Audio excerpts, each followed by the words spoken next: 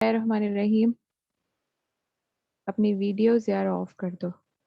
चलो, मेरा लेक्चर ना थोड़ा ख़राब हो जाता है क्योंकि मेरे पास ऐप दूसरी है। ठीक है, चलें जी। बिस्मिल्लाहिर्रहमानिर्रहीम। आज का हमारा टॉपिक है अबॉर्शन। अबॉर्शन को और भी कुछ कहते हैं। हम थोड़ा सा इंटरेक्टिव पढ़ेंगे। आप सबको, पुराने बच्चों को पता होगा मैं किस तरह से पढ़ाती हूँ और उसका बहुत फ़ायदा भी होता है, आपको अभी याद हो जाएगा इंशाल्लाह। ठीक है, अबॉर्शन मीन्स सबसे पहले मिसकैरेज। ठीक है, अच्छा स्क्रीन बड़ी करूँ कि सही है इतनी? चलो अभी के लिए इतनी सही है। ठीक है, इसका सबसे बड़ा ड्रॉबैक ये है कि इसमें आप लोगों की चैट भाग जाती है। अच्छा,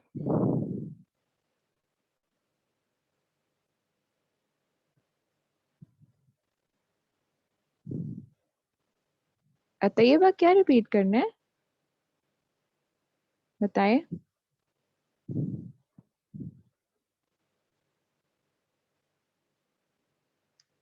बिल्कुल, ठीक है। सबसे पहले तो आपने अबॉर्शन और मिसकैरेज का हमने पढ़ना है कि अबॉर्शन और मिसकैरेज दोनों क्या चीज़ें हैं, दोनों एक ही चीज़ है या नहीं है, और इसके अलावा उसकी टाइप्स क्या हैं, कॉजेज़ क्या हैं, फैक्टर्स क्या हैं, और हम उसको किस तरह से मैनेज करेंगे।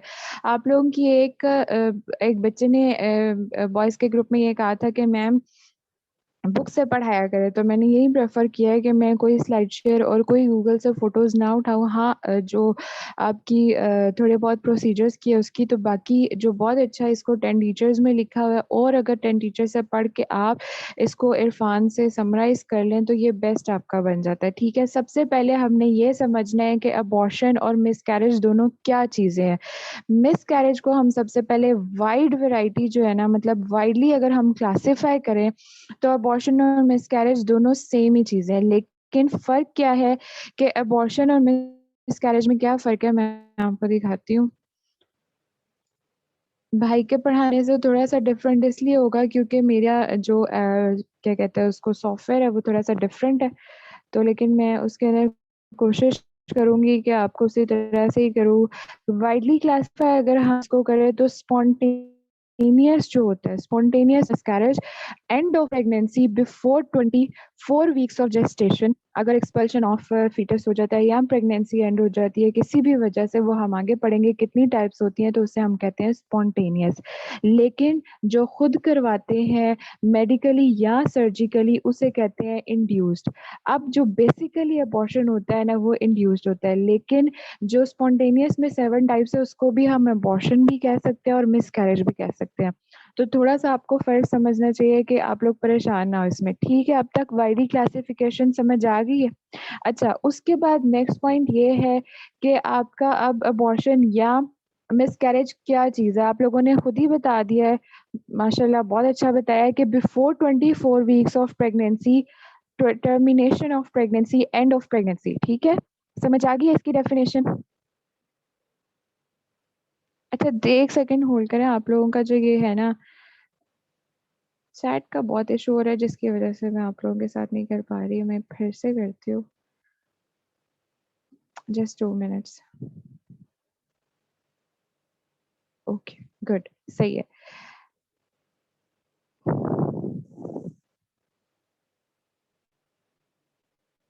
इसके अंदर भी उसने ये लिखा हुआ है कि अबॉर्शन जो है बिफोर, इसने 28 लिखा हुआ है लेकिन हमने अपनी बुक को फॉलो करना है 24 वीक्स ऑफ प्रेगनेंसी। ठीक है, बाकी मैंने आपको बता दिया एंड ऑफ प्रेगनेंसी या टर्मिनेशन ऑफ प्रेगनेंसी, जिसको हम कहते हैं expulsion of foetus and its all parts. ठीक है, अब उसके बाद हमारे पास है मिसकैरेज या अबॉर्शन, ये भी उसी की डेफिनेशन लिखी हुई है जो हमने पढ़ ली है। ठीक है, अब किसी को अबॉर्शन और मिसकैरेज में कन्फ्यूजन तो नहीं होगी, हम उसकी टाइप्स पे जा सकते हैं।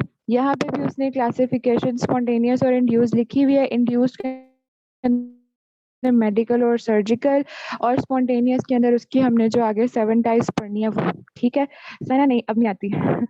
ठीक है, चलें जी। अब हम टाइप्स ऑफ अबॉर्शन स्टार्ट करते हैं। जिसको ना समझ आए वो मुझसे बार-बार पूछ सकता है, मुझे रोक भी सकता है। ठीक है? अच्छा, आपकी जो 10 टीचर्स हैं उसके अंदर 5 टाइप्स लिखी हुई है और आपके इरफान में 6 टाइप्स लिखी हुई हैं। हमने सारी टाइप्स इकट्ठी करनी है, 7 टाइप्स हैं टोटल। ठीक है? फर्स्ट है थ्रेटन्ड अबॉर्शन, दूसरी है inevitable abortion, incomplete abortion, complete abortion, missed abortion और सेप्टिक अबॉर्शन, और लास्ट वाली रिकरेंट अबॉर्शन, ठीक है। अच्छा, पहले इन सारी चीज़ों के आगे डिटेल में जाने से पहले हम क्यों ना इन सबको खुद ही सोच लें कि ये सब अबॉर्शंस हो क्या सकते हैं और नाम से ही पता चल जाए और हमें याद भी हो जाए कि हम फिर आगे जाके कन्फ्यूज़ ना हो कि भई इनकम्प्लीट क्या था, कंप्लीट क्या था, मिस क्या था, सेप्टिक क्या था। सबसे पहले आसान से शुरू करते हैं। सेप्टिक अबॉर्शन की नाम सुन के आपको क्या समझ आती है कि सेप्टिक अबॉर्शन क्या है? उसमें क्या हो सकता है पेशेंट को? जल्दी से बताएँ, आंसर करें, शाबाश। इन्फेक्शन हो सकता है, बिल्कुल।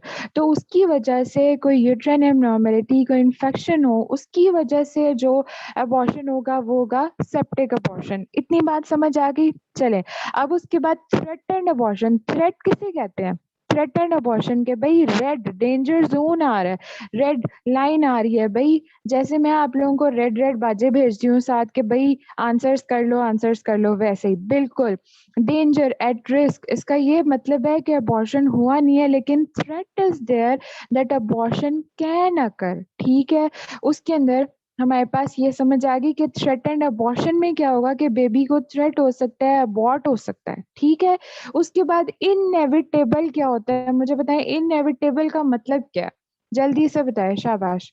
अभी तो हम थोड़ा-थोड़ा बस नाम का मतलब और नाम को थोड़ा-सा याद करने के लिए करेंगे, फिर आगे डिटेल। बिल्कुल, कोमल ने कहा है इनडिनायबल, और मुझे कोई बताए अनडिनायबल, इर्रेसिस्टिबल, प्रिवेंट नहीं किया जा सकता, होना ही होना, ठीक है? और बहुत से बच्चे थ्रेटेंड और इनएविटेबल को कन्फ्यूज़ करते हैं और बहुत से प्रोफ़ेसर्स इनएविटेबल और थ्रेटेंड को लेके आपसे बहुत से सवाल पूछते हैं, आगे वेजाइनल ब्लीडिंग उसकी कितनी होती है, कितनी नहीं होती, ये सारी चीज़ें भी पूछते हैं। तो ये वाइवा पॉइंट ऑफ व्यू के लिहाज से भी बहुत इम्पोर्टेंट है और ख़ास तौर पे जब आपका लॉन्ग केस का वाइवा चल रहा होता है, तब इन दोनों में आपको बहुत कन्फ्यूज़ करते हैं, ठीक है? बिल्कुल, हिफ़्ज़ा ने कहा कि प्रोसेस स्टार्ट हो गया, अब इसे कोई रोक नहीं सकता। इनकम्प्लीट का क्या मतलब है बच्चों? कि इनकम्प्लीट में ये है कि कुछ पार्ट्स ऑफ कंसेप्शन जो है वो निकल गए हैं, अबॉर्ट हो गए हैं और कुछ रह गए हैं। सही हो गया? बिल्कुल।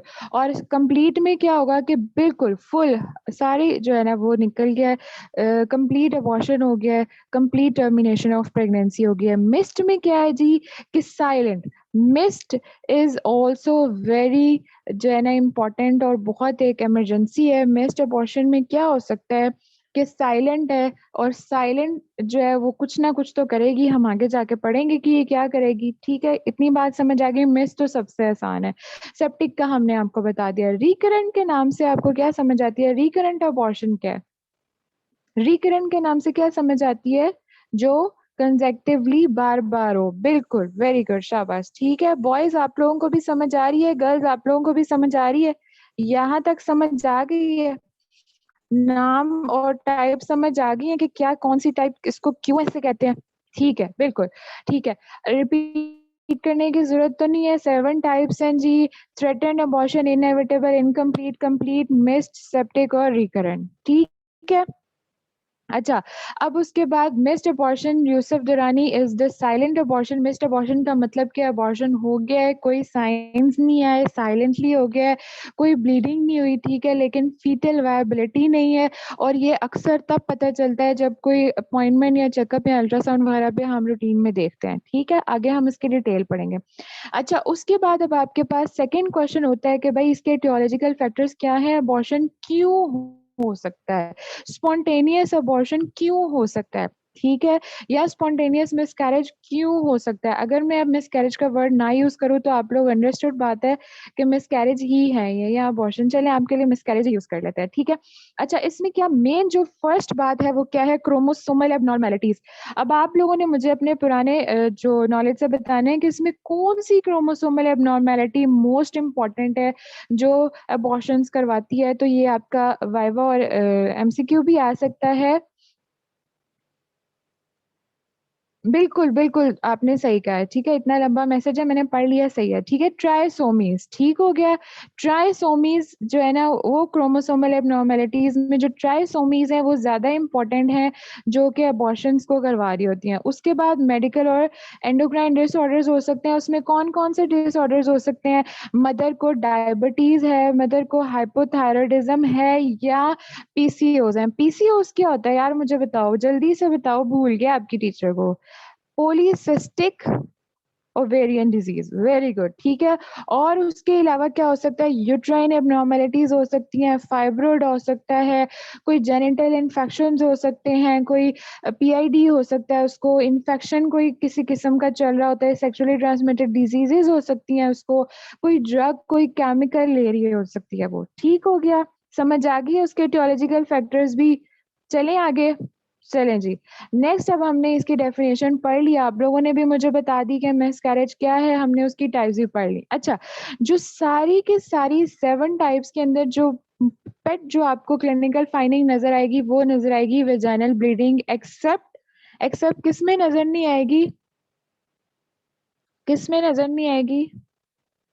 शाबाश, वेरी गुड, एक्सीलेंट, बिल्कुल साइलेंट में, मिस्ट में, ठीक हो गया। चले जी, अब उसके बाद नेक्स्ट चलते हैं इस टेबल की तरफ। मैंने कहा आप लोगों को ये टेबल याद करवा दूं, ये टेबल आप लोगों को अज़बर होना चाहिए, और ये टेबल आप लोग याद कर लोगे तो आप लोगों के जो मिसकैरेजेस है वो 100% हो जाएंगे, इनसे आपका वाइवा भी हो जाएगा, आपका एमसीक्यूज भी हो जाएंगे, और आपके एससीक्यूज, और आपका लॉन्ग केस भी हो जाएगा, ठीक है। अब हम इसमें डिटेल पढ़ लेते हैं। कोई बोर तो नहीं हो रहा यहाँ तक, किसी को कोई मसला कोई परेशानी? चलें, सबसे पहले थ्रेटेंड अबॉर्शन अब हमने देखना है डिटेल में एक एक करके कि कौन सा अबॉर्शन है और उसमें क्या क्या होता है और कौन कौन सी चीजें इंपॉर्टेंट है। 24 लिखा है इस पे, तो एज ऑफ वायबिलिटी नहीं है पाकिस्तान में, तो ये पर मुझे आपकी बात समझ नहीं आई, क्या कहना चाह रहे हो आप? आपकी 10 टीचर्स में भी 24 वीक्स ऑफ जेस्टेशन लिखा हुआ है, और आपकी जो इरफान है उसके ऊपर भी 24 वीक्स लिखा हुआ है, आपने उसी को फॉलो करना है मिसकैरेजेस में, उसकी जो क्या कहते हैं उसको डेफिनेशन में, ठीक है। अच्छा, 10 टीचर्स आपकी जो है टेक्स्ट बुक है, आपने उसको फॉलो करना है, इसीलिए मैंने स्टार्ट में कहा था। उसके ऊपर 28 लिखा हुआ है मेरा ख्याल है। अच्छा, सबसे पहले थ्रेटेंड अबॉर्शन। थ्रेटेंड हमने नाम याद किया था कि थ्रेट है, रेड साइन है, डेंजर साइन है, बेबी कह रहा है कि मैं निकल सकता हूँ, अबॉर्ट हो सकता हूँ, वो कैसे बताएगा?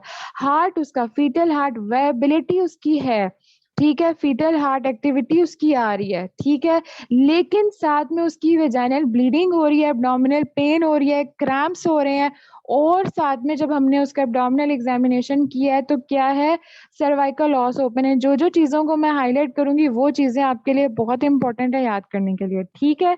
अच्छा, अब नेक्स्ट आ जाते हैं इनएविटेबल। क्लियर नहीं है?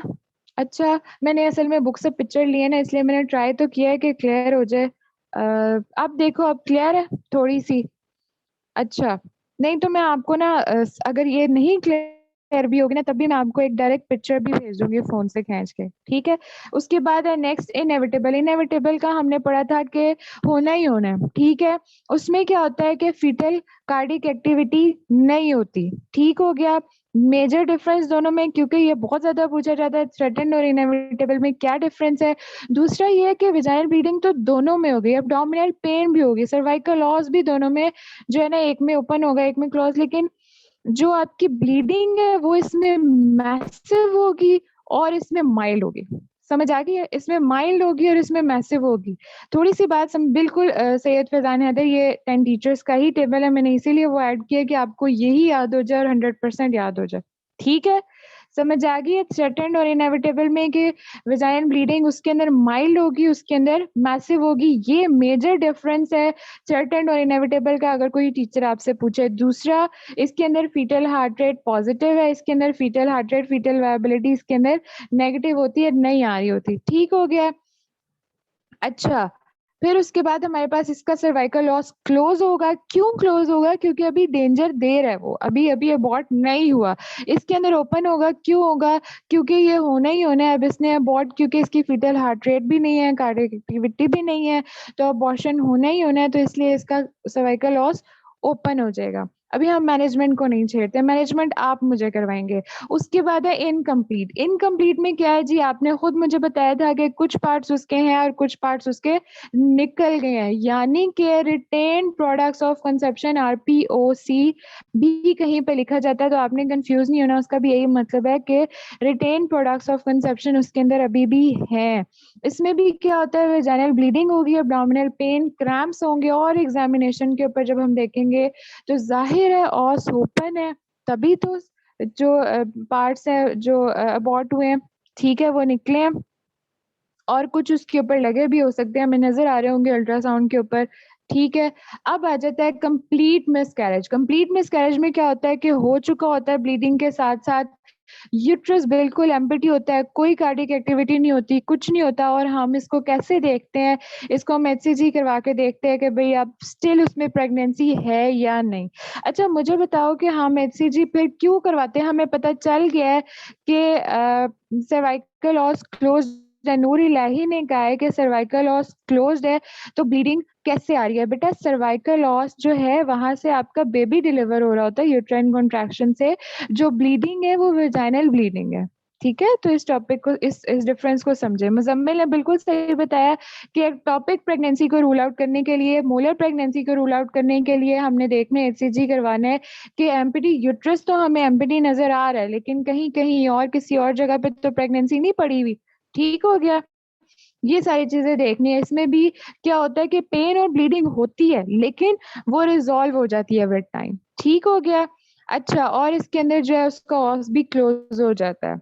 मिस्ड मिसकैरेज में भी क्या है जी, एसिम्प्टोमेटिक है, साइलेंट है, इसके अंदर ब्लीडिंग नहीं होगी, इसको हम डायग्नोज़ अक्सर मिसडायग्नोज़ भी कर जाते हैं और डायग्नोज़ अक्सर तब होता है जब पेशेंट रेगुलर चेकअप के लिए आता है या उसको कोई थोड़े बहुत सिम्पटम्स आते हैं, ठीक है? यहाँ तक बात समझ आ गई है? अब इन सब के अंदर फीटल कार्डियक एक्टिविटी किसके अंदर पॉजिटिव है सिर्फ? थ्रेटन्ड में, ठीक है? तो ये सारी चीज़ें आपको याद हो गई हैं कि कौन-सी चीज़ें हैं, थ्रेटन्ड में क्या होता है, उसमें क्या होता है, बेबी की क्या होती है, क्या नहीं होती। कंप्लीट में ऑस क्लोज़ क्यों है? इसलिए क्योंकि उसकी ब्लीडिंग और वो स्टेबल हो गई हुई है। कंप्लीट में जब हो जाता है, ओपन हो जाता है, उसकी ब्लीडिंग हो जाती है, मिसकैरेज सारा हो जाता है, कंप्लीट मिसकैरेज हो जाता है, यूट्रस एम्प्टी हो जाता है, तो फिर सर्वाइकल ऑस क्लोज़ हो जाता है। प्रोसेस कंप्लीट हो चुका होता है। बिल्कुल फ़कीहा आपने ठीक कहा। ठीक है? अच्छा, अब आगे आ जाते हैं सेप्टिक अबॉर्शन। सेप्टिक अबॉर्शन क्यों होता है जी? मैंने आपको बताया है कि सेप्टिक अबॉर्शन होता है ड्यू टू दी, कौन मुझे बताएगा? कोई भी यूट्राइन इन्फेक्शन की वजह से हो सकता है, ठीक है? या कोई इंट्रा-यूट्राइन इन्फेक्शन वेजाइनल डिस्चार्ज होगा उसके बाद, उसके सिम्पटम्स में फीवर हो सकता है। अच्छा मुझे बताओ कि अब इन्फेक्शन के साथ मैंने आपको बता दिया उसको वेजाइनल डिस्चार्ज आ सकता है, फीवर हो सकता है, उसकी सीबीसी में क्या आएगा मुझे ये बताओ? ल्यूकोसाइटोसिस, वेरी गुड शाबाश, ठीक है? और टैकिकार्डिक पेशेंट हो सकता है फीवर के साथ, ठीक है? अनस्टेबल हो सकता है हेमोडायनामिकली, सर्वाइकल टेंडरनेस होगी और अल्ट्रासाउंड पे हम उसके क्या देखेंगे? Retained products of conception. ये आपने सेप्टिक अबॉर्शन के लिए याद करना है। और रिकरेंट अबॉर्शन में क्या है जी कि पिछली उसकी प्रीवियस हिस्ट्री है कंसेक्टिव 1 या 2 या 3, लेकिन इसका गुड पॉइंट ये है कि ये सिर्फ लेस देन 1% जो है ना प्रेगनेंसीज़ में होता है। ये क्यों होता है, किन में होता है, ये भी हम आगे देखते हैं। ठीक है? यहाँ तक किसी को कोई मसला? हम वापस मैनेजमेंट की तरफ आएँगे और सबकी मैनेजमेंट अलग-अलग करेंगे। 5th क्या है? क्या बेटा फरवा मुझे आपकी बात समझ नहीं आई। 5th है मिस्ड मिसकैरेज और 6th है सेप्टिक और 7th है रिकरेंट। रिकरेंट रिपीट करवा दें, रिकरेंट आगे पूरा डिटेल में करना है। हौसला रखो, हौसला। ठीक है? अच्छा, अब इन सब की आपने जो है वो एक्सेप्ट सेप्टिक और रिकरेंट आपने सबकी इन्वेस्टिगेशंस, वैसे तो उसमें भी सबकी कॉमन इन्वेस्टिगेशंस है। सबसे पहले पेशेंट आपके पास आया है, आप उसको देखोगे, उसकी इन्वेस्टिगेशंस में क्या-क्या करोगे? लास्ट 2 हमने आगे करने हैं, अलीना परेशान नहीं होना, कुछ भी नहीं छोड़ के जाऊँगी, इच्ची-बिच्ची करवा के जाऊँगी, ठीक है? अच्छा, सबसे पहले आपने क्या करना है एबीसी, पहले उसका एयरवे ब्रीथिंग वगैरह देखना है, उसको रिससिटेट करना है, फिर उसके बाद आपने उसका एब्डोमिनल और पेल्विक एग्ज़ामिनेशन करना है, फिर उसके बाद आपने नेक्स्ट क्लिनिकल एग्ज़ामिनेशन करना है, फिर उसके बाद आपने नेक्स्ट उसका ट्रांसवेजाइनल अल्ट्रासाउंड करवाना है, उसके अंदर आप क्या देखोगे? फीटल अल्ट्रासाउंड में क्या-क्या देख सकते हो? मुझे जल्दी से बताओ। अल्ट्रासाउंड में आपने सबसे पहले फीटल कार्डियक एक्टिविटी देखनी है, एयरवे, ब्रीथिंग, वेंटिलेशन, सर्कुलेशन, सना।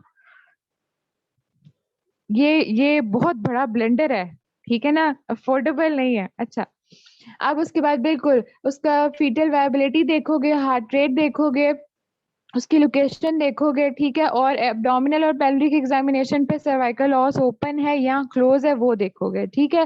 फिर ब्लड ग्रुपिंग करवाओगे, उसके अंदर आप उसका हीमोग्लोबिन वगैरह स्टेटस वो सारा देखोगे, अगर ब्लड की ज़रूरत है वो सारी चीज़ें, ठीक है? ये तो होगी आपकी कॉमन इन्वेस्टिगेशंस, ठीक हो गया? अब उसके बाद नेक्स्ट चलते हैं आपके सेप्टिक और उसके ऊपर उसके बाद फिर वापस इन्फेक्शन की वजह से होता है और after induced abortion as compared to spontaneous abortion. अब यहाँ पे मैंने शुरू में आपको बताया था कि इंड्यूस्ड और स्पॉन्टेनियस अबॉर्शन क्या होता है। मुझे जल्दी से रिवाइज करवा दो, जो है वो इंड्यूस्ड और स्पॉन्टेनियस अबॉर्शन क्या होता है। इंड्यूस्ड अबॉर्शन में क्या आता है? इंड्यूस्ड अबॉर्शन मैंने शुरू में बताया था कि जो आप खुद करवाते हो, इंटेंशनली करवाते हो, उसमें मेडिकल और सर्जिकल आता है, ठीक है। और स्पॉन्टेनियस में क्या होता है? ये जो हमने टाइप्स पढ़ी हैं सारी, ठीक है, अनइंटेंशनली होता है जो, ठीक है, उसमें हमने 1 to 7 जो टाइप्स पढ़ी हैं वो समझ आ गई है। अच्छा, और उसकी मैंने आपको बता दिया कि उसमें क्या क्या होगा। पेशेंट को फीवर होगा, ल्यूकोसाइटोसिस होगी, टैकीकार्डिया होगा, इनस्टेबल होगा पेशेंट, वो सारी चीजें। अब रिकरेंट अबॉर्शन आप पूछ रहे थे। रिकरेंट अबॉर्शन मैंने आपको बताया कि लेस देन 1% पॉपुलेशन को अफेक्ट करता है। 3 और मोर कंसेक्टिव प्रेगनेंसीज जो इसकी अबॉर्शन की पिछली हिस्ट्री हो वो, ठीक है। अच्छा, मुगीरा पूछ रही है कि इंड्यूस्ड के बाद ये क्यों कॉमन है। ये मैं आपको इंड्यूस्ड के बाद बताती हूँ, टेंशन ना ले, हर सवाल का जवाब देती हूँ, ठीक है। अच्छा, अब ये जो रिकरेंट अबॉर्शन है, इसके क्या क्या रिस्क फैक्टर्स हो सकते हैं? बिल्कुल फकीहा ठीक है, लेकिन आगे हम पढ़ेंगे तो आपको ज्यादा अच्छे से आंसर पता चल जाएगा। रिस्क फैक्टर्स रिकरेंट अबॉर्शन के क्या क्या हो सकते हैं, सोचें खुद ही। कोई क्रोमोसोमल एबनॉर्मेलिटी हो सकती है, बिल्कुल हो सकती है। पैटर्नल एज हो सकती है, मैटरनल एज हो सकती है, और क्या क्या हो सकता है, सोचें, मुझे बताएं सोच के। बैलेंस क्रोमोसोमल ट्रांसलोकेशंस हो सकती हैं, बिल्कुल। और यूट्राइन स्ट्रक्चरल एब्नॉर्मेलिटीज हो सकती हैं, और जो मेन है ना वो है एंटी फॉस्फोलिपिड सिंड्रोम। जिनको एंटी फॉस्फोलिपिड सिंड्रोम होता है और जिनकी बैलेंस क्रोमोसोमल ट्रांसलोकेशंस होती हैं, उनके अंदर ज्यादा चांसेस हैं कि रिकरेंट अबॉर्शंस हो। ठीक हो गया, समझ आ गई है। सहर पूछ रही है कि सेप्टिक में ऑस ओपन होगा या क्लोज्ड होगा। सोचें खुद ही, सेप्टिक में ऑस ओपन होगा या क्लोज होगा, मुझे इसका आंसर बताएं जल्दी से यहाँ पे। ओपन होगा, ठीक है। पेल्विक एग्जामिनेशन पे क्या होगा? सेप्टिक क्लोज नहीं होगा, ओपन होगा, ठीक है। अच्छा, अबॉर्शन हो गया है ना, इन्फेक्शन की वजह से अबॉर्शन हो गया, ब्लीडिंग हो रही है, अबॉर्शन हो गया, पेशेंट टैकीकार्डिया में इसलिए क्योंकि इन्फेक्शन चल रहा है उसके अंदर, ठीक हो गया। और सर्वाइकल टेंडरनेस भी उसी की वजह से, ठीक है, समझ आ गई है। गुड क्वेश्चन जिसने भी किया था, ये इसमें नहीं लिखा हुआ था, आप ऐड कर लें, ठीक है। अच्छा, अब समझ आ गई है कि जो रिकरेंट है वो किस किस में होगा, ट्रांसलोकेशंस वाले में होगा, एंटी फॉस्फोलिपिड, और साथ आपके ये फैक्टर्स भी हैं, maternal age, paternal age, obesity और यूट्राइन स्ट्रक्चरल एब्नॉर्मलिटीज। अब मुझे यहाँ पर ही बताएं कि जो रिकरेंट अबॉर्शन है उसको कंट्रोल करने के लिए हम क्या ट्रीट करेंगे, इसमें से हम कौन सी चीज को ट्रीट कर सकते हैं? एंटी फॉस्फोलिपिड सिंड्रोम को ट्रीट कर सकते हैं, ठीक है। अच्छा, अब सबसे पहले जाके पहले बाकी सारी की कर ले कि पहले यहाँ से करके जाए इसकी इन्वेस्टिगेशन और ट्रीटमेंट। रिस्क फैक्टर सिर्फ रिकरेंट के लिए हैं जी। ये वो जो रिस्क फैक्टर्स मैंने आपको, ये वाले जो रिस्क फैक्टर्स बताए हैं ना, ये जो मैंने आपको शुरू में रिस्क फैक्टर्स बताए थे, ये वाले, ये बाकी सबके लिए हैं, ठीक है। और जो स्पेसिफिकली रिकरेंट को कर रहे होते हैं वो रिस्क फैक्टर्स हैं, समझ आ गई है। ये वाले जो है ये स्पेसिफिकली रिकरेंट अबॉर्शन करवा रहे होते हैं, इसलिए मैंने इन्हें अलग से डिटेल में रिकरेंट के नीचे लिखा है, ठीक है। अब इसकी मैनेजमेंट भी साथ कर लें, फिर बाकी 6 की मैनेजमेंट करते हैं। इन्वेस्टिगेशन में हमने इसकी क्या करवाना है? एंटी फॉस्फोलिपिड एंटीबॉडीज टेस्ट करवाना है, और साथ में यूट्रस की इमेजिंग यानी अल्ट्रासाउंड करवाना है, ठीक है। और इसकी ट्रीटमेंट में मैंने आपको बताया कि आप क्या ट्रीट करोगे, एंटी फॉस्फोलिपिड जो है सिंड्रोम, उसको ट्रीट करोगे। तो उसको ट्रीट करने के लिए आप क्या करोगे? प्रीनेटल स्क्रीनिंग करवाओगे, करवाओगे प्रीनेटल स्क्रीनिंग, इंपॉर्टेंट है। अच्छा, मुझे बताओ कि प्रीनेटल स्क्रीनिंग करवाने से हम इसको जो है वो कम कर सकते हैं, ओवरकम कर सकते हैं, प्रिवेंट कर सकते हैं? यस, आपकी बुक कहती है कि 50% जो है हम इसको प्रिवेंट कर सकते हैं अगर प्रीनेटल स्क्रीनिंग हो जाती है तो, ठीक हो गया। अच्छा, अब इसके अंदर हम और क्या देते हैं? एस्प्रिन और लो डोज हेपरिन स्टार्ट करवाते हैं प्रीनेटल स्क्रीनिंग के बाद, अगर एंटी फॉस्फोलिपिड सिंड्रोम आ जाता है तो, ठीक है। बिल्कुल फकिया ने ठीक कहा कि एंटी फॉस्फोलिपिड में हाइपर कोएगुलेबिलिटी होती है, इस वजह से हम हेपरिन और लो डोज हेपरिन देनी है, ये याद रखना है। और साथ में क्या देते हैं? एस्प्रिन देते हैं, ठीक है। और कंजेनिटल को ट्रीट करने के लिए सर्जरी करते हैं। आपने इतना ही याद रखना है, इसके अंदर ज्यादा नहीं याद रखना है, ठीक है? ये रिकरेंट की इन्वेस्टिगेशंस है बिल्कुल ताहिरा। ठीक हो गया? जो ओवरऑल इन्वेस्टिगेशंस थी वो ये थी। ठीक है? अब उसके बाद हम अलग-अलग मैनेजमेंट करते हैं। सबसे पहले हम यहाँ पे आ जाते हैं थ्रेटन्ड मिसकैरेज की मैनेजमेंट। थ्रेटन्ड मिसकैरेज की मैनेजमेंट में मुझे बताओ कि ओस ओपन नहीं है, वेजाइनल ब्लीडिंग माइल्ड हो रही है, एब्डोमिनल पेन हो रही है साथ, तो क्या आप इसके अंदर मैनेजमेंट करोगे? आप इसके अंदर अच्छा, सारे जितने भी अबॉर्शंस हैं, सबसे पहला काम आपने पेशेंट के साथ क्या करना है? काउंसल करना है। उसको काउंसल करना है। पता चले कि हम उसकी ट्रीटमेंट कर रहे हैं, वो अपने ही किसी शॉक में चली जाए। ठीक है? साइकियाट्रिक शॉक में चली जाए, बिल्कुल। सबसे पहले पेशेंट को काउंसल करना बहुत ज़रूरी है अबॉर्शन में, ठीक है? उसके बाद हमने क्या करना है, सपोर्टिव ट्रीटमेंट करना है। इसके अंदर हमने मेडिकल और सर्जिकल ट्रीटमेंट नहीं करना। क्यों नहीं करना? मेडिकल और सर्जिकल ट्रीटमेंट हम क्यों कर रहे होते हैं? मेडिकल ट्रीटमेंट में हमने ये करना होता है कि ऑस ओपन हो जाए और जो अबॉर्टेड मटेरियल है, जो उसका पार्ट्स हैं, वो सारे निकल जाएँ। और सर्जरी किस लिए करनी होती है कि अगर मेडिकली वो नहीं हो रही, तो फिर सर्जिकली हम उसे खोल के, अगर फीटल वायबिलिटी नहीं है, मिस्ट हो गया अंदर ही, तो हम उसको निकाल के देखें या कोई एक्टोपिक प्रेगनेंसी हो गई। लेकिन यहाँ पे तो ऐसा कुछ नहीं है, यहाँ पे तो फीटल जो है वायबल है, ज़िंदा है, ठीक है ना? तो हमने सिर्फ़ उसको थ्रेट करा है अभी वो हमें, और ये वेरी गुड पॉइंट है कि वो थ्रेट कर रहा है, तो हमने उसे उसी वक़्त कंट्रोल करना है।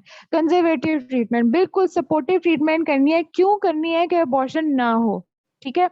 अब हम उसके लिए क्या करेंगे? सपोर्टिव ट्रीटमेंट करेंगे।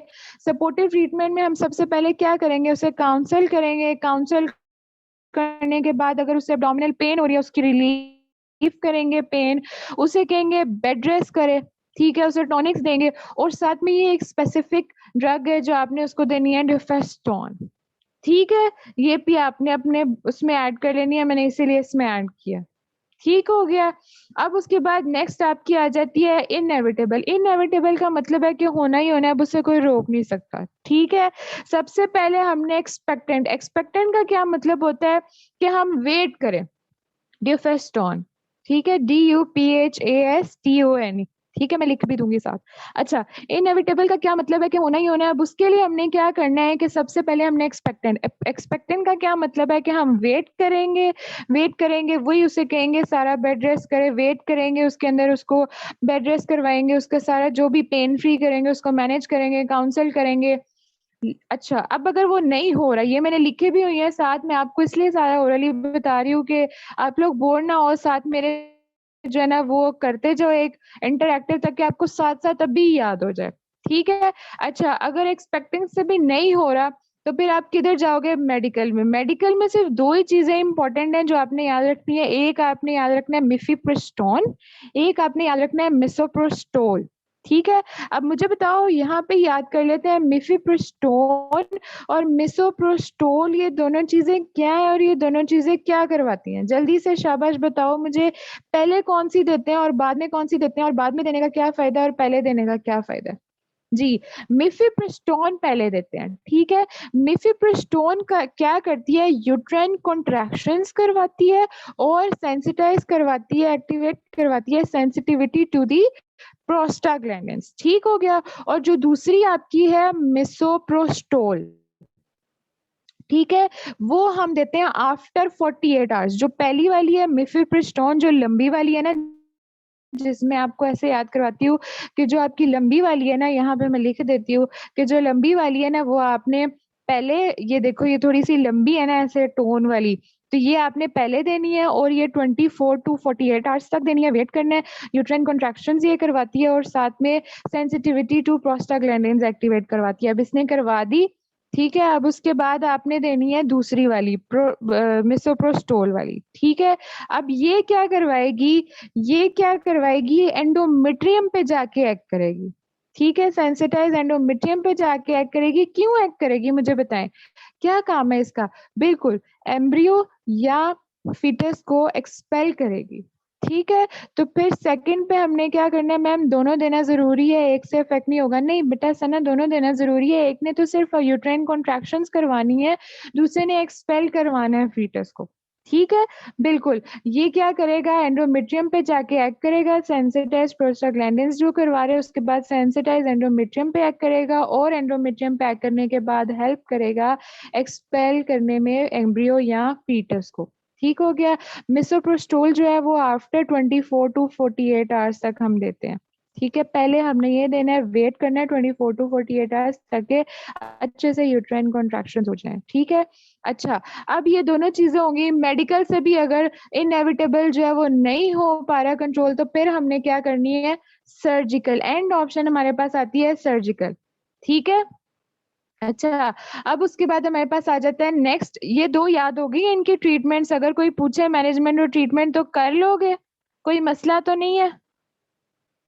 चलें, अब उसके बाद नेक्स्ट आ जाते हैं इनकम्प्लीट। इनकम्प्लीट में क्या था जी के रिटेन प्रोडक्ट्स ऑफ कंसेप्शन थे। अब मुझे बताओ कि रिटेन प्रोडक्ट्स ऑफ कंसेप्शन थे तो आपके माइंड में क्या आता है कि आप क्या करोगे? सबसे पहले सबसे पहले अगर आपके वहाँ पे अल्ट्रासाउंड के ऊपर या ऑन क्लिनिकल एग्ज़ामिनेशन कोई रिटेन प्रोडक्ट्स ऑफ कंसेप्शन जो है वो नज़र आ रहे हैं या ब्लीड कर रहे हैं तो आप उन्हें जो है वो रिमूव करोगे। ठीक है? Eight the time of speculum examination if possible. उसके बाद आप वेट करोगे कि खुद ही बाकी सारे भी निकल जाएँ, अगर वो नहीं निकल रहे फिर उसके बाद आप मेडिकल ट्रीटमेंट पे जाओगे, अगर मेडिकल ट्रीटमेंट से भी नहीं हुआ तो एंड पे आप जाओगे डायलिटेशन एंड क्यूरेटाज पे, ठीक है?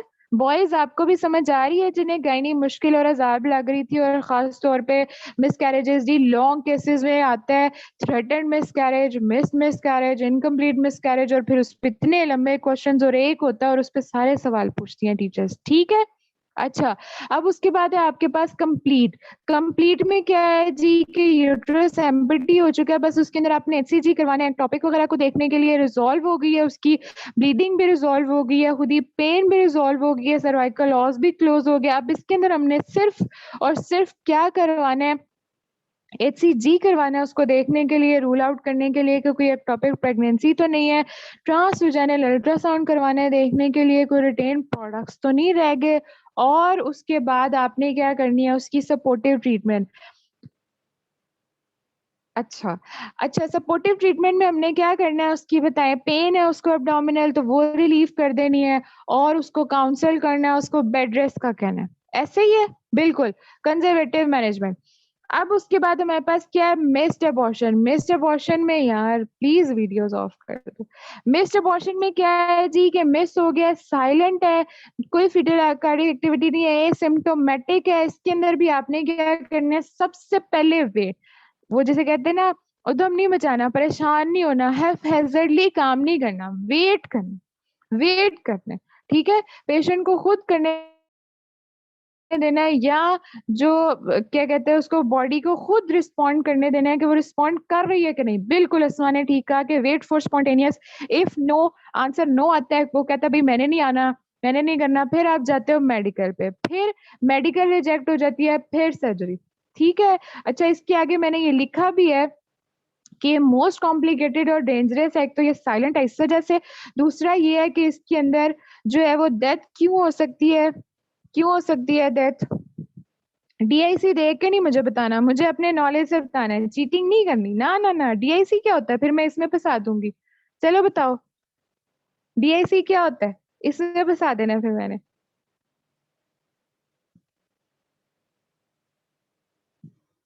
हाँ, बिल्कुल सना ने ठीक कहा। बिल्कुल सना ने ठीक कहा कि पेशेंट जो है वो सेप्टिसीमिया में जा सकता है, सेप्सिस हो सकता है, इस वजह से जो है वो डिसेमिनेटेड इंट्रावेस्कुलर कोएगुलेशन हो सकती है। ठीक है? सही है? तो ये आपके एमसीक्यू में भी पूछा जा सकता है, एससीक्यू में भी पूछा जा सकता है, वाइवा में भी पूछा जा सकता है। याद रहेगा? हमने 5 टाइप्स कर ली हैं, रिकरेंट भी कर ली है और उनकी मैनेजमेंट और उनकी इन्वेस्टिगेशंस भी कर ली हैं। कोई मसला तो नहीं है किसी को यहाँ तक? कोई परेशानी यहाँ तक? अच्छा, ठीक है। अब हमारे पास एक रह गई है सेप्टिक। सेप्टिक को किस तरह से ठीक करोगे? सेप्टिक को किस तरह से ठीक करोगे? सेप्टिक अबॉर्शन में एक चीज़ आपने ऐड करनी है कि आपने उसका कल्चर लेना है, ठीक है? कल्चर सेंसिटिविटी करवानी है, ठीक हो गया? और साथ में आपने सेप्सिस है, इन्फेक्शन है, क्या करोगे? Antibiotics, very good, excellent, antibiotics दोगे, ठीक हो गया, एंटीबायोटिक्स दोगे, समझ आ गई है। अच्छा, आपको पता है अभी हमने ये सारी चीजें इनकम्प्लीट पढ़ी हैं, हमने मेडिकल और सर्जिकल को डिटेल में नहीं पढ़ा, वो भी हम आगे पढ़ेंगे, ठीक है। एंटीबायोटिक्स देंगे, सेप्टिक की भी ट्रीटमेंट पता चल गई कि हमने ब्लड और एंडोमेट्रियल टिश्यू जो है वो कल्चर और सेंसिटिविटी के लिए लेना है, और उसको ब्रॉड स्पेक्ट्रम एंटीबायोटिक स्टार्ट करवाने हैं, और उसके बाद जो है वो हमने उसका अगर मेडिकल, अगर एक्सपेक्टेंट, एक्सपेक्टेंट के बाद मेडिकल, और मेडिकल से नहीं तो फिर सर्जिकल, ठीक है। लेकिन इसके अंदर एक बहुत इंपॉर्टेंट पॉइंट ये है कि हमने सर्जरी तभी करनी है, पहले उसको एंटीबायोटिक्स देनी है प्रोफाइलैक्टिक, बाकियों में आप दें ना दें डजेंट मैटर, लेकिन सेप्टिक में आपने पहले प्रोफाइलैक्टिक एंटीबायोटिक्स की डोज कोर्स दे के फिर आपने डायलिटेशन एंड इवैक्यूएशन करनी है, ठीक है। ये बात भी याद रहेगी। चले, अब नेक्स्ट हम चलते हैं अपने उसके ऊपर, इंड्यूस्ड अबॉर्शन के ऊपर। ये मैंने थोड़ी सी डायग्राम्स भी ऐड की हैं, मेरा नहीं ख्याल कि अब डायग्राम्स की जरूरत रहेगी, है डायग्राम्स के बगैर ही हमने अपने बहुत अच्छा इमेज बना लिया हुआ है, लेकिन फिर भी स्टिल आपको नहीं समझ आई तो आपने ये देख लेना है। इसके अंदर भी देखो कि थ्रेटन के अंदर जो होता है वो मिनिमल ब्लीडिंग होती है, इसमें हैवी या स्लाइड या हैवी ब्लीडिंग होती है वेजाइनल, वो मैंने आपको शुरू में बता दिया। इसमें पेन माइल्ड या इसमें पेन ज्यादा होगी, ये सारी चीजें भी आपने देख लेनी है। इसमें सर्वाइकल जो है वो ओपन है, इसमें क्लोज है, इसमें वायबल फीटस है, इसमें नॉन वायबल, ये वही जो हमने पढ़ ली है, ठीक है, यहाँ तक कोई मसला। अच्छा, अब इंड्यूस्ड अबॉर्शन कौन सा होता है, मेडिकल या सर्जिकल, ठीक है, जो खुद करवाया जाता है, ठीक है। अच्छा, अब ऐसा भी नहीं है कि सारे इलीगल अबॉर्शन ही होते हैं जो खुद करवाए जाते हैं प्रेगनेंसी टर्मिनेशन को। मुझे बताओ कि स्पॉन्टेनियस के अलावा कुछ लीगल अबॉर्शन भी होते हैं, अगर होते हैं तो वो कौन से होते हैं और किन वजूहात में करवाए जाते हैं। एक पेशेंट है हमारे पास, उससे बताया जा रहा है कि डाउन सिंड्रोम का उसका, या जो उसका बेबी है उसका कोई मतलब माइक्रोसेफली या उसका कोई इस तरह की कोई बीच में कॉम्प्लिकेशन हो सकती है, या एक पेशेंट आ जाती है हमारे पास आरटीए के साथ, या हमारे पास कोई एक्सीडेंट के साथ, या कोई इस सीढ़ियों से गिर जाती है, या कोई इंजरी हो जाती है और मदर की जान भी खतरे में चली जाती है, और बेबी की और अमनियोटिक फ्लूइड अंदर फट जाता है, अमनियोटिक बैग अंदर फट जाता है, उसकी वजह से बेबी को बचाना या मदर को, ये सारी चीजें हो सकती है, माइंड में आती है, ठीक है। तो इन सारी चीजों में भी हमें मेडिकल या सर्जिकल अबॉर्शन करना पड़ जाता है, ठीक है। ये आपकी 10 टीचर्स ने ये टेबल दिया हुआ है, इस टेबल को भी आपने पढ़ना है, इसके अंदर वो सारी चीजें लिखी हुई है बिल्कुल। फीटल ग्रोथ रिटार्डेशन हो सकती है, टेराटोजेनेसिटी हो सकती है, patient mother eclampsia pre eclampsia में चली जाती है, ठीक है, ये सारी चीजें हो सकती है, ठीक है। तो यहाँ तक समझ आ गई है कि अबॉर्शन जो इंड्यूस्ड होता है वो किन किन वजूहात में किया जाता है, एक्सेप्ट के आप खुद इलीगल उस पे भी कराओ, ठीक है। अच्छा, टेबल बता दे, टेबल में यही लिखा है कि continuous of the pregnancy risk हो सकता है प्रेग्नेंट वुमेन को ग्रेटर देन के प्रेगनेंसी अगर टर्मिनेट नहीं की गई, is necessary to prevent grave permanent injury to the physical और mental health of the pregnant women, has not exceeded it 24 weeks and continuation would involve risk. वही सारी चीजें यार पढ़ लेना खुद ही, ठीक है, इजी है, कोई मुश्किल चीज नहीं है, अगर मुश्किल चीज तो मैंने वो बता दी है, ठीक हो गया। अच्छा, अब इससे करते कैसे हैं, दो तरह किससे हम करते हैं, मैंने आपको काफी कुछ बता दिया है कि मेडिकल में हम क्या करेंगे, लिखा तो है मैंने मेडिकल का, अच्छा ये दो चीजें लिखी हैं, ठीक है। अच्छा, आप लोगों ने मुझे खुद ही बता दिया कि मिफिप्रिस्टोन में क्या करते हैं, सबसे पहले फर्स्ट स्टेप पे मिफिप्रिस्टोन देंगे। मिफिप्रिस्टोन क्या करता है, शाबाश जल्दी से रिवाइज कर लो, 11 बजे फ्री होना है, तो क्या करता है, यूट्राइन कॉन्ट्रैक्शंस करवाता है और सेंसिटाइजेशन ऑफ दी प्रोस्टाग्लैंडिन्स, बिल्कुल। 24 टू 48 आवर्स तक वेट करेंगे, उसके बाद मिसोप्रोस्टोल देंगे। मिसोप्रोस्टोल क्या करवाता है, एम्ब्रियो को या फीटस को एक्सपेल करने में हेल्प करवाता है। अच्छा, अब इसके अंदर आपने एक चीज जो है वो याद रखनी है, वो ये है कि अगर 9 वीक से कम है बेबी, अगर 9 वीक से कम है बेबी, तो फिर आप मिसोप्रोस्टोल और मिफिप्रिस्टोन दोगे जिस तरह मैंने आपको बताया, ठीक है। और इसके अंदर कोई क्लिनिकल सुपरविजन की जरूरत नहीं है। लेकिन अगर 9 वीक से ज्यादा है बेबी, ग्रेटर देन 9 वीक्स, ठीक है। अच्छा, इससे पहले मैं आपको एक बात बताना भूल गई कि, चलो ठीक है, नहीं भूली, नहीं भूली, ठीक है, ग्रेटर देन 9 वीक्स में क्या है कि आपने अंडर क्लिनिकल सुपरविजन करना है और सबसे पहले मिसोप्रोस्टोल उसी तरह ही देना जिस तरह दे रहे थे, और जो मिसोप्रोस्टोल है वो आपने एवरी 3 आवर्स देना है आफ्टर 24 to 48 आवर्स, जब तक बेबी पूरी तरह से एक्सपेल नहीं हो जाता, या एम्ब्रियो या फीटस, ठीक है, जो भी है, ठीक हो गया। अब उसके बाद आ जाता है ग्रेटर देन 21 वीक्स। जी, किस किस को मेरी आवाज का मसला हो रहा है बताएं? ठीक आ रही है सबको मेरी आवाज? नहीं आ रही है, सबको सही आ रही है। सैयद फिजान, आप अपना नेट ठीक करें। अच्छा, क्या रिपीट करूं? मैं ये कह रही थी कि अगर लेस देन 9 वीक्स है तो आपने किसी मेडिकल सुपरविजन के बगैर भी आप पहले मिसोप्रोस्टोन दोगे 24 to 48 आवर्स के बाद मिसोप्रोस्टोल। लेकिन अगर आपका फीटस या एम्ब्रियो पेशेंट का जो है वो ग्रेटर देन 9 वीक्स है तो फिर पहले मिफिप्रोस्टोन उसी तरह ही दोगे जिस तरह दे रहे थे, और उसके बाद जो है अंडर क्लिनिकल सुपरविजन आपने करना, ठीक है। और उसके बाद मिसोप्रोस्टोल तब तक जब तक एक्सपल्शन ऑफ द फीटस या एम्ब्रियो नहीं हो जाता। अब उसके बाद थर्ड आती है ग्रेटर देन अगर 21 वीक्स प्रेगनेंसी है, उसके अंदर आप क्या करते हो? उसके अंदर एक इंजेक्शन है पोटेशियम क्लोराइड और एक है digoxin.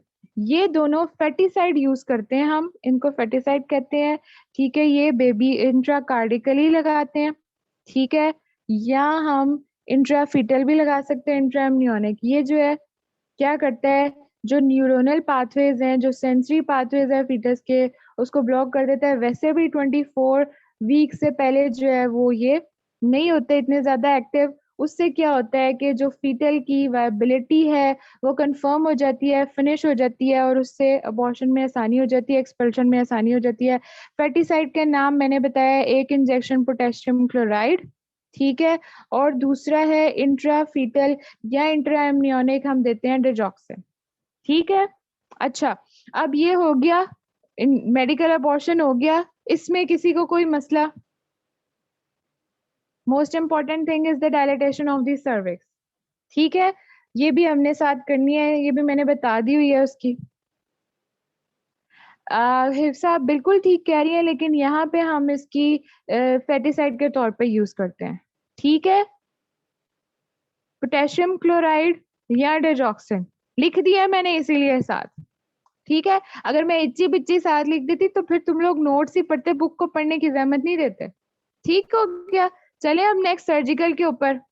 Surgical abortion, surgical abortion में क्या होता है, काम उसका क्या है? मैंने आपको उसका काम बताया है कि उसके अंदर जो सेंसिंग पाथवेज होते हैं उनको ब्लॉक कर देता है और हेल्प करता है फीटल वायबिलिटी को फिनिश करने में, उसकी लाइफ मतलब फिनिश करने में और इजीली एक्सपेल करने में, ठीक है। बिल्कुल इनडायरेक्टली आप यही कह लो यार, डेथ ऑफ फीटस, ठीक है।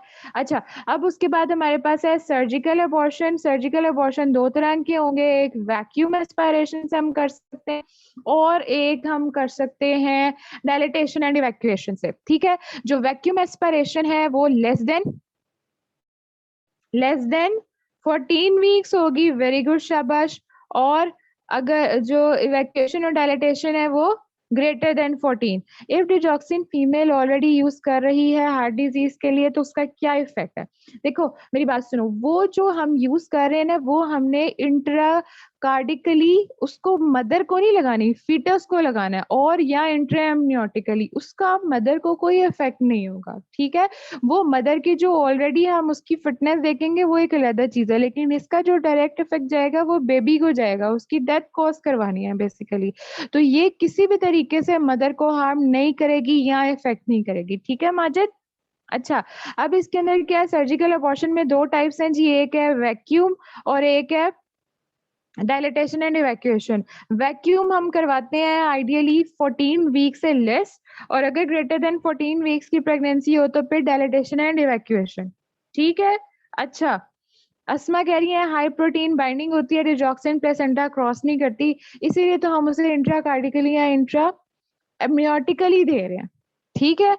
अच्छा, अब उसके बाद वैक्यूम एस्पायरेशन मुझे बताओ कितने टाइप्स की हो सकती है? एक हम मैनुअली भी कर सकते हैं और इलेक्ट्रिकली भी। अब मुझे बताओ कि एक पेशेंट आपके पास आ रही है, खुद अपने लॉजिकल माइंड से सोचो कि आपके पास आ रही है तो आपने उसकी सर्जरी करनी है, आपने एक्सपेक्टेंट भी कर लिया, आपने मेडिकल भी कर लिया, अब आप सर्जरी पे आ रहे हो, सबसे पहले क्या करोगे? आपकी सर्जरी के लिए पेशेंट की किस तरह की पोजीशन होनी चाहिए और क्या होना चाहिए? सबसे पहले उसकी सर्वाइकल डायलेटेशन होनी चाहिए, ठीक है? सर्वाइकल डायलेटेशन होनी चाहिए। सर्वाइकल डायलेटेशन किस तरह से करवाओगे? क्या दोगे उसको सर्वाइकल डायलेटेशन के लिए? वही मिफेप्रिस्टोन या मिसोप्रोस्टोल दोगे, राइट? एम आई राइट? अच्छा, इसके अंदर क्या दोगे? आपने डोज भी याद रखनी है इसके अंदर, डोज भी याद रखनी है आपने इसके अंदर। सबसे पहले क्या दोगे? मिसोप्रोस्टोल 400 माइक्रोग्राम, ठीक है? सब लिंगुअली आपने देनी है 1 आवर बिफोर सर्जरी, ठीक है? ये आपने याद रखना है, 1 आवर बिफोर सर्जरी आपने उसको देनी है, फिर उसकी सर्वाइकल डायलेटेशन करवानी है और फिर आप वैक्यूम एस्पिरेशन करवाओगे। और ये बहुत इजी प्रोसीजर है, लेस देन 10 मिनट्स लगते हैं आपके। मैनुअली भी आप कर सकते हो और इलेक्ट्रिकली भी आप कर सकते हो।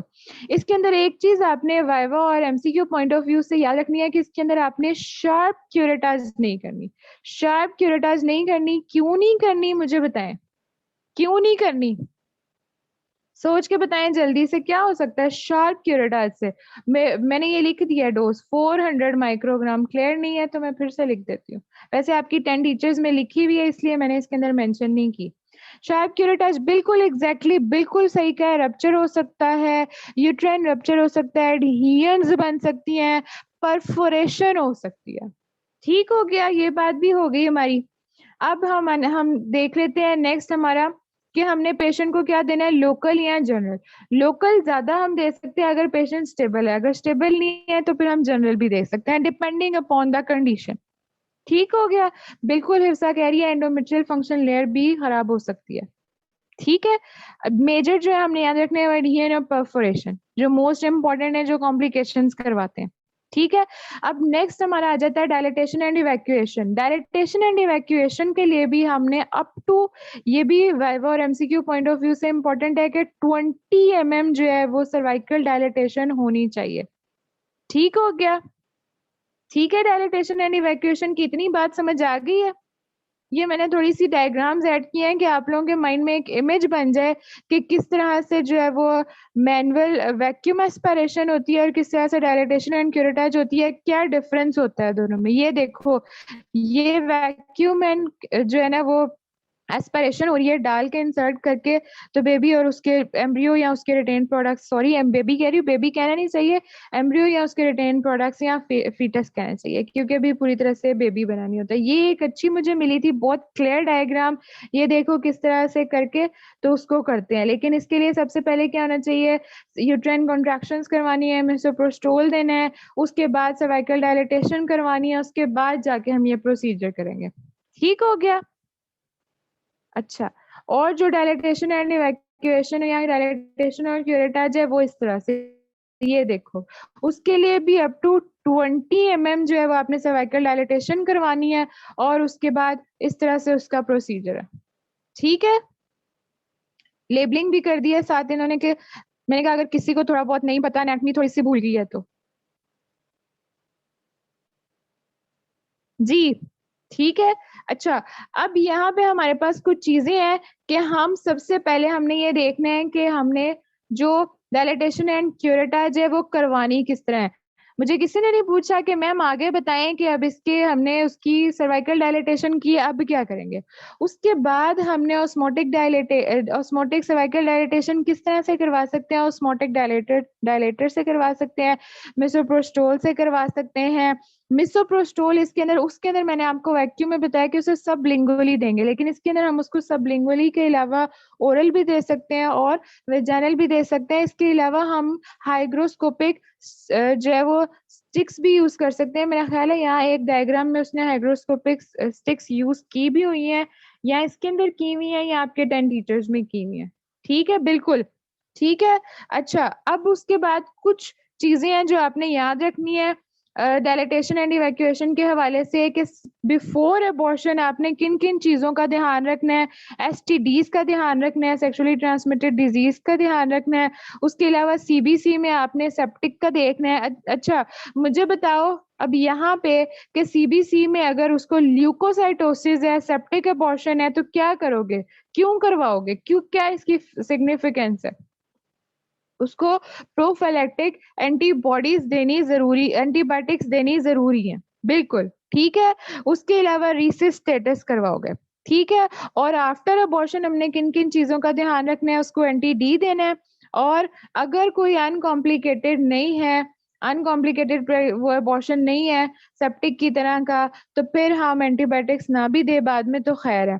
अच्छा एक और बात, अब अबॉर्शन हो गया, उसके बाद आपने अगर फॉर एग्जाम्पल कॉम्प्लिकेशन वाला है तो आप क्या करोगे, और अगर नहीं है तब भी क्या करोगे? मुझे इन दोनों बातों का आंसर दे दो, लास्ट बातें हैं हमारी। अच्छा पोस्ट ऑप केयर उसकी किस तरह करोगे? डायलिटेशन एंड क्यूरेटाज के बाद 24 आवर्स तक ऑब्जर्वेशन में रखते हैं आइडियली, लेकिन अगर पेशेंट कॉम्प्लिकेटेड है तो उसको 48 आवर्स तक भी रख सकते हैं, और उसको पोस्ट ऑप या फिर जो आफ्टर अबॉर्शन उसको एंटीबायोटिक स्टार्ट करवाएंगे, ठीक है। अगर कॉम्प्लिकेटेड नहीं थी अबॉर्शन तो उसको बेशक ना रखें, ठीक हो गया। दूसरी बात ये कि आफ्टर दैट काउंसलिंग करनी बहुत जरूरी है। क्या आई और हार्मोनल कॉन्ट्रासेप्टिव्स यूज करें, कॉन्ट्रासेप्शन यूज करें, और इसके अलावा आपके पास ये भी चॉइस हो सकती है कि आप पेशेंट से पूछ के during this dilatation and evacuation IUCDs रख सकते हैं at the time of surgery, ठीक है। और इसके अलावा बैरियर मेथड्स का भी उनको कह सकते हैं कि वो बैरियर मेथड्स भी यूज कर सकते हैं। ये चीजें आपने करनी है, ये चीजें, इसके बगैर आपकी डायलिटेशन एंड इवैक्यूएशन कंप्लीट नहीं होगी, ठीक है। यहाँ तक किसी को कोई मसला?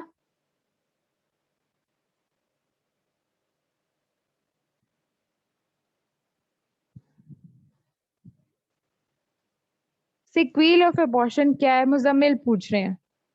मुजम्मिल आप मुझे बताएं सिक्वील ऑफ अबॉर्शन क्या है, पहले मुझे बताएं सिक्वील होती क्या है, इसका मतलब क्या है? मतलब नहीं समझ आया भाई इसका, मुझे मतलब क्या है इसका?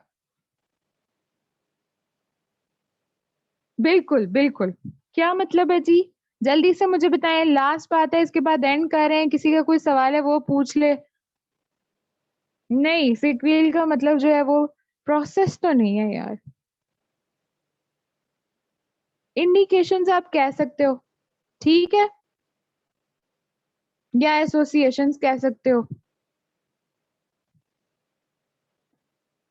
हाँ बिल्कुल आउटकम ये कह सकते हो। अच्छा इसका ये है कि मैंने आपको बताया कॉम्प्लिकेटेड है या नहीं है, डिपेंडिंग अपॉन द अबॉर्शन, कौन सा टाइप का अबॉर्शन है, ठीक है, इनकम्प्लीट है, मिस्ड है या कंप्लीट है, ठीक है। एक मैंने आपको डीआईसी बता दी है मिस्ड की, वो आपने याद रखनी है, ठीक है। इसके अलावा अगर हम इसका ब्रेस्ट कार्सिनोमा या इन सब पे देखें तो कॉम्प्लिकेशंस इसकी इतनी नहीं है, ठीक है, कोई एसोसिएशन नहीं है इसकी ब्रेस्ट कैंसर के साथ या कोई इसकी नहीं है। हाँ लेकिन इसका ये हो सकता है कि अगर after this very next pregnancy patient जो है वो कंसीव कर लेता है तो उसके आउटकम्स हो सकते हैं, अगर सेप्टिक था तो उसके बाद उसकी जो है वो और कॉम्प्लिकेशंस हो सकती हैं, एडहेरेंस बन सकती है या इंट्रायूटेराइन फिर अबनॉर्मेलिटी हो सकती है। इसके अलावा अगर वो पेशेंट जो थी उसको पहले फाइब्रॉइड्स या कोई और डिजीज थी वो कॉम्प्लिकेट कर सकती है, ठीक है। ये सारी चीजें हो सकती हैं उसके अंदर, बाकी डिपेंडिंग अपॉन द सेवेरिटी होती है, ऐसा जिसकी कोई कॉम्प्लिकेशंस या आउटकम्स नहीं है, ठीक है। फिर भी आपकी 10 टीचर्स में लिखा है इट्स लीस्ट इंपॉर्टेंट, इतना ज्यादा नहीं पूछते, जो मेन चीजें थी वो आपको मैंने बता दी हैं, फिर भी किसी का कोई सवाल है कोई चीज है तो पूछ लें।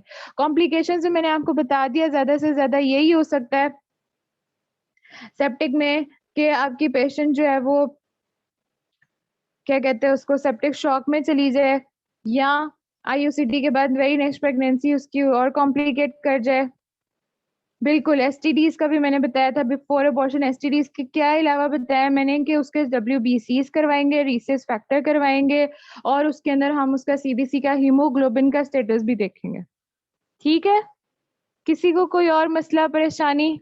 सबको समझ आ गई है? कोशिश तो मैंने की है बहुत आसान और बहुत इंटरेस्टिंग बना के पढ़ाने की, स्टेप वाइज पढ़ाने की, क्योंकि ये काफी मुश्किल भी था, ठीक है।